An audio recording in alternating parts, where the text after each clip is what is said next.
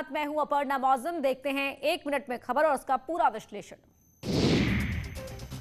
CM Yogi Adityanath ने कानपुर में Covid command centre का जायजा लिया। इस दौरान उन्होंने कोरोना से निपटने के लिए किए गए इंतजामों का जायजा लिया। इसके बाद सीएम ने अधिकारियों के साथ समीक्षा बैठक की और कई दिशा निर्देश दिए। सीएम ने कोरोना की दूसरी लहर पर जल्द काबू पाने की उम्मीद भी जताई। हमारा प्रयास है कि सेकेंड वेव को हम 30 मई तक नियंत्रित करने में काफ़ी हद तक सफल हो जाएंगे। इसके बाद जून में हम लोग वैक्सीनेशन की स्पीड को बढ़ाने वाले हैं और फोकस करने वाले हैं उन क्षेत्रों में जो लोग महत्वपूर्ण केंद्रों पर बड़े बड़े सेंटर में नहीं आ सकते। सीएम योगी ने ब्लैक फंगस और कोरोना की तीसरी लहर से निपटने के लिए भी पुख्ता तैयारियों का दावा किया कि हम सेकेंड वेव का मुकाबला करते करते थर्ड वेव की भी तैयारी कर सकें। हर मेडिकल कॉलेज को पीडियाट्रिक आईसीयू के 100 बेड्स की तैयारी अभी से करने के लिए वहाँ पे लगभग 100 बेड मेडिकल कॉलेजेस में नीको के होने चाहिए, ऑक्सीजन युक्त होने चाहिए। इसकी तैयारी हर मेडिकल कॉलेज करे। कोविड कंट्रोल को लेकर सीएम योगी आदित्यनाथ प्रदेश के तमाम जिलों में दौरा कर ग्राउंड जीरो पर व्यवस्थाओं का निरीक्षण कर रहे हैं। इस कड़ी में सीएम योगी इटावा के दौरे पर पहुंचे। यहां सीएम योगी ने सैफई मेडिकल कॉलेज में कोविड वार्ड और ट्रॉमा सेंटर के साथ ऑक्सीजन प्लांट का भी निरीक्षण किया। साथ ही सीएम ने अस्पताल के साथ साथ जिला प्रशासन के अधिकारियों और जनप्रतिनिधियों के साथ बैठक भी की। इस दौरान सीएम योगी ने कहा कि उत्तर प्रदेश में लगातार एक्टिव केस कम हो रहे हैं। पॉजिटिविटी रेट 17% से घटकर 2.4% पर आया है। इसके अलावा सीएम योगी ने वैक्सीन का विरोध करने वालों पर भी निशाना साधा और वैक्सीन को कोरोना के खिलाफ जंग में अहम हथियार बताया। हमने थर्ड वेव की आशंका के भी समाधान की कार्रवाई अभी से कर दी है। हर मेडिकल कॉलेजेस को 100 बेड का पीडियाट्रिक आईसीयू बनाने के लिए निर्देश दिए गए हैं।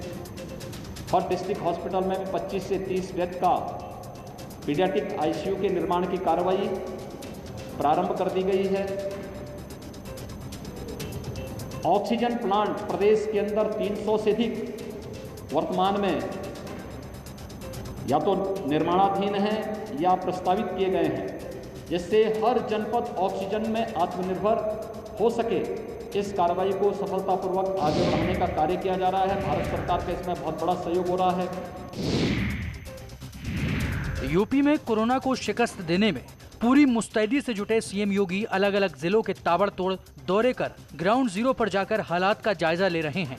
अपने दौरे में वो गाँव में जाकर लोगों से बात करते हैं और उनसे जानते हैं कि संकट की इस घड़ी में सरकार की स्वास्थ्य व्यवस्थाओं का उन्हें कितना लाभ मिल रहा है, ठीक से लाभ मिल रहा है या नहीं। इटावा के दौरे के दौरान सीएम योगी एक गांव में पहुंचे और यहां वो कंटेनमेंट जोन में गए और होम आइसोलेशन में रह रहे लोगों से बातचीत की और हालचाल जाना।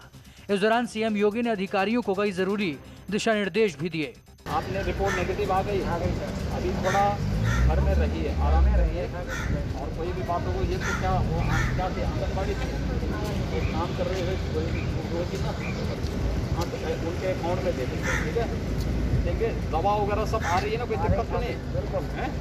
और इस बेटी को खूब पढ़ाओ, मेहनत है। ठीक है, और जो भी उसका होगा वो सब आपके उसमें आएगा। ठीक है, तो यही जानने के लिए बाकी गाँव में सब लोग ठीक है, या कोई दिक्कत तो नहीं पड़ती। यूपी में कोरोना के केस लगातार कम हो रहे हैं। पिछले 24 घंटे में महज 6046 कोरोना पॉजिटिव मरीज मिले हैं, जबकि पिछले 24 घंटे में 17,540 संक्रमित डिस्चार्ज किए गए। पिछले 24 घंटे में 226 कोरोना संक्रमितों की मौत हो गई है। प्रदेश में फिलहाल कोरोना के एक्टिव केस 94,482 हैं और रिकवरी रेट 93.2% है। पिछले 24 घंटे में 3,06,548 सैंपल की जांच की गई। इनमें से 1,30,000 आरटी-पीसीआर टेस्ट किए गए। की तुलना में दैनिक जो हमारे संक्रमण के केस आ रहे हैं, आज उनमें 84.2% की कमी आ गई है। आज के जो हमारे 24 घंटे में केसेस आए हैं उनकी संख्या 6,046। जो लोग 24 घंटे में उपचारित होकर डिस्चार्ज हुए उनकी संख्या 17,540। इस प्रकार लगातार 22 दिनों से हम देख रहे हैं कि एक्टिव इन्फेक्शन के केसेस की संख्या प्रदेश में निरंतर कम हो रही है। यूपी के स्वास्थ्य मंत्री जय प्रताप सिंह ने दावा किया है कि राज्य सरकार कोरोना की तीसरी लहर से निपटने के लिए पूरी तरह तैयार है। स्वास्थ्य मंत्री ने कहा कि हर जिले में बच्चों के लिए अलग वार्ड तैयार किए जा रहे हैं, जहां बेड, दवा और एम्बुलेंस समेत सभी जरूरी इंतजाम किए जा रहे हैं और हर जिले में बच्चों के लिए 20 से 25 बेड का वार्ड बनाया जा रहा है। उन्होंने कहा कि सरकार बच्चों को बचाने के लिए पूरी तरह से मुस्तैद है और बच्चों के लिए अलग से एम्बुलेंस रिजर्व करने पर भी विचार चल रहा है। सरकार ने पीजीआई डायरेक्टर की अध्यक्षता में एक कमेटी भी बनाई है। तीसरी वेव का जो भी संभावना विशेषज्ञ द्वारा बोला जा रहा है, जिसमें 18 साल के नीचे बच्चे संक्रमित हो सकते हैं या नवजात शिशु भी संक्रमित हो सकते हैं, इसको लेके हमारे जितने भी पीडियाट्रिक आईसीयू हैं वो सबकी तैयारी हम लोग कर रहे हैं। जहाँ जहाँ हमको बढ़ाना है, जहाँ हमको लगाना है, इसकी पूरी तैयारी हम लोग कर रहे हैं।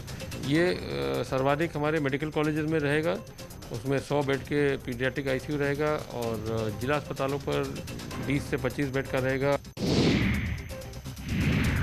यूपी ने एक दिन में 3,06,548 कोविड टेस्ट किए हैं। एक दिन में इतनी बड़ी संख्या में कोरोना टेस्ट करने वाला उत्तर प्रदेश देश का पहला राज्य बन गया है। प्रदेश में योगी सरकार के निर्देश पर टेस्टिंग, ट्रैकिंग और ट्रीट फॉर्मूले पर काम किया जा रहा है, जिसके तहत प्रदेश में कोरोना टेस्ट की संख्या बढ़ाई गई है और एक्टिव मामलों की संख्या में कमी आई है। राज्य में अब तक 4 करोड़ 65 लाख से ज्यादा टेस्ट हो चुके हैं। तो वहीं कोरोना वैक्सीनेशन में भी प्रदेश ने रिकॉर्ड बनाया है। उत्तर प्रदेश देश में सबसे ज्यादा नौजवानों को वैक्सीन का सुरक्षा कवर देने वाला राज्य बन गया है।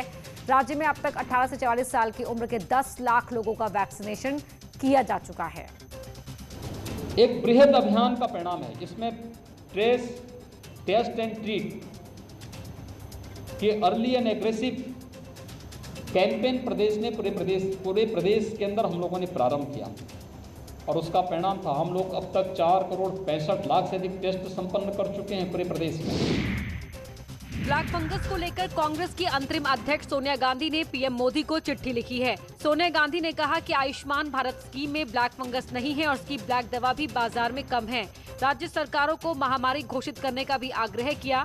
उधर कोरोना और ब्लैक फंगस के बढ़ते संक्रमण पर राहुल गांधी ने एक बार फिर केंद्र सरकार पर निशाना साधा है।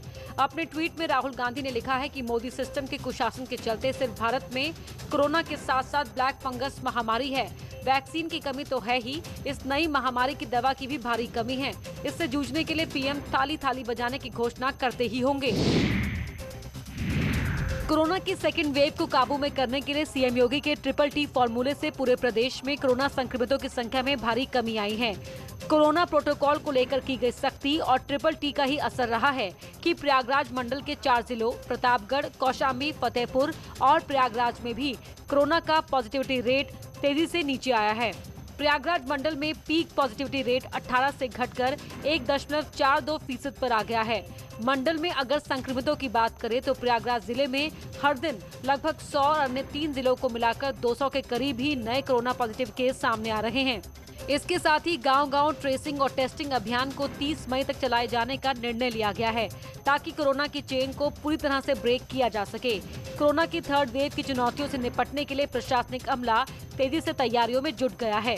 देखिए, जो सेकेंड वेव हमारी रही अप्रैल और मई के महीने में, उसमें काफ़ी मेहनत की गई है माननीय मुख्यमंत्री के निर्देशन में फील्ड में, और उसका नतीजा यह है कि अब हमारी जो पॉजिटिविटी रेट है लगभग 1.4% आ गई है, जो पीक समय में लगभग 16 से 17% के आसपास थी। कोरोना की दूसरी लहर ने देश भर में कोहराम मचाया है और अब तीसरी लहर की आशंका के चलते उत्तर प्रदेश सरकार ने पहले से ही तैयारी शुरू कर दी है। अब बड़ी तादाद में बच्चे भी कोरोना की चपेट में आ रहे हैं। ऐसे में कोरोना की तीसरी लहर में बच्चों को बचाने के लिए अयोध्या मंडल में व्यापक तैयारियां की जा रही हैं। अयोध्या मंडल के 5 जिला अयोध्या, बाराबंकी, अमेठी, सुल्तानपुर और अंबेडकर नगर के सभी बड़े अस्पतालों में बच्चों के लिए ICU बनाए जा रहे हैं। इसके साथ ही जितने बड़े अस्पताल हैं उनमें ऑक्सीजन प्लांट भी लगाए जा रहे हैं, ताकि कोविड मरीजों और बच्चों को समय पर ऑक्सीजन दिया जा सके। ऐसी आशंका के तहत तीसरी लहर में कोरोना बच्चों के लिए काफी खतरनाक साबित हो सकता है। तीसरी लहर में ऐसा कहा गया है कि बच्चों पर वो प्रभावी हो सकती है, क्योंकि इस वक्त बच्चों का वैक्सीनेशन नहीं चल रहा है और बाकी अगले 2-3 महीनों में काफ़ी अधिक संख्या में वैक्सीनेशन हो जाने से एक जो वल्नरेबल ग्रुप बचता है वो बच्चों का है। इसको देखते हुए जो पीडियाट्रिक ICU हैं उनकी व्यवस्था की जा रही है। मैंने बताया मेडिकल कॉलेज में 50 बेड का पीडियाट्रिक ICU, जिला अस्पताल में और जिला महिला अस्पताल में भी पीडियाट्रिक ICU की व्यवस्था की जा रही है। अधिक से अधिक हमारे हॉस्पिटल्स में ऑक्सीजन की व्यवस्था की जा रही है। कोरोना संकट शहरों में तो कहर ढा ही चुका है। इसके अलावा ग्रामीण इलाकों में भी प्रकोप देखने को मिल रहा है। लेकिन सबके बीच कुछ गांव ऐसे भी हैं जहां जागरूकता के बल पर ग्रामीणों ने न सिर्फ खुद को बल्कि अपने गांव को भी सुरक्षित रखा हुआ है। हमीरपुर जिले में कई गांव ऐसे हैं जो अभी तक कोरोना से बचे हुए हैं। यहां कोरोना से एक भी मौत नहीं होने का दावा किया गया है। ऐसा ही एक गांव है करीब 2500 की आबादी वाला सहुरापुर। बताया जा रहा है कि गांव में कोरोना नहीं फैलने की वजह है ग्रामीणों का सजग और जागरूक रहना। यहां लोग सोशल डिस्टेंसिंग मेंटेन करने समेत कोविड प्रोटोकॉल का सख्ती से पालन करते हैं। सभी लोग मास्क पहन रहे हैं, सैनिटाइजर का इस्तेमाल कर रहे हैं ताकि गाँव वाले सुरक्षित रह सके। यहाँ पर कोरोना की समय समय पर कई बार जांचें कराई गई, जिसमें 100% नेगेटिव जांच आती रही और यहाँ पर आज तक कोई कोरोना से मृत्यु नहीं हुई और ना ही हमारे गांव में आज तक कोई अभी इस संक्रमित हुआ है। समय समय पे हमारे यहाँ फॉगिंग भी होती है और सैनिटाइज भी किया जाता है और गांव वालों को समझाया जाता है। हमारे गांव का हर नागरिक घर से निकलता नहीं है, निकलता है तो मास्क लगा के ही निकलता है। फर्रुखाबाद में ग्रामीण आंचल में बड़ी तादाद में लोग जुकाम, बुखार और खांसी की चपेट में आ रहे हैं और कोरोना संक्रमितों की संख्या भी लगातार बढ़ रही है। असगरपुर नगलानान गांव में पंचायत चुनाव के बाद गांव की हालत सबसे ज्यादा खराब हो गई है। शायद ही कोई घर ऐसा ना हो जहां लोग जुकाम, बुखार और खांसी से पीड़ित ना हो। गांव में 300 से ज्यादा लोग खांसी, जुकाम और बुखार से पीड़ित हैं और एक टीचर के साथ साथ 18 लोगों की मौत हो चुकी है। लेकिन ग्रामीणों का आरोप है कि अभी तक गांव में स्वास्थ्य विभाग का कोई भी अधिकारी या डॉक्टर नहीं आए हैं और न ही गांव में कोई साफ सफाई या सैनिटाइजेशन हुआ है। वहीं सीएमओ का कहना है कि उनका महकमा बीमारियों को काबू करने में जुटा है। हमको ग्राम वाइज सूचना मिलती जाती है, वहाँ के प्रतिनिधि लोग, प्रधान या हमारा विभाग या अन्य कोई भी हमको फ़ोन करके बताता है, कोई पब्लिक भी बताती है। तो अलग से हम वहाँ के अधीक्षक जो स्वास्थ्य केंद्र के हैं उनको लिस्ट देते हैं कि वहाँ पर जाकर अभियान के तौर पे सैंपलिंग कराएं और मेडिसिन किट वितरण करें। दूसरा, निगरानी समिति हमारी है 723 टोटल, दोनों मिला के अर्बन और रूरल। तो ये निगरानी समितियों को भी लिस्ट दी जाती है। इनको घर घर जाके door to door daily survey करना है।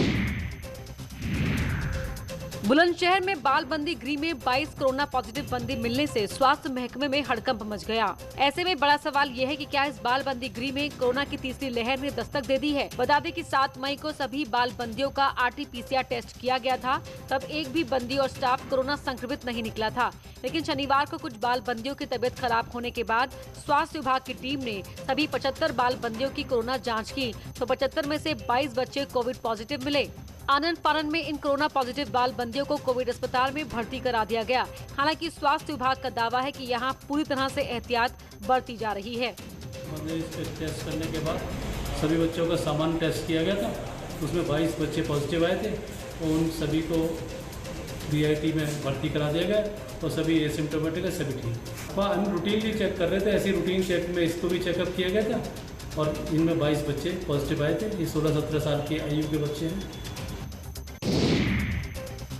कोरोना काल के गिद्धों पर सख्त कार्रवाई लगातार जारी है। कानपुर में रेमडेसिविर की कालाबाजारी में पकड़े गए आरोपियों पर NSA के तहत कार्रवाई की जा रही है। 1 महीने पहले बाबूपुरवा थाना क्षेत्र में पकड़े गए नकली रेमडेसिविर इंजेक्शन की कालाबाजारी के आरोपी सचिन कुमार पर NSA लगाया गया है।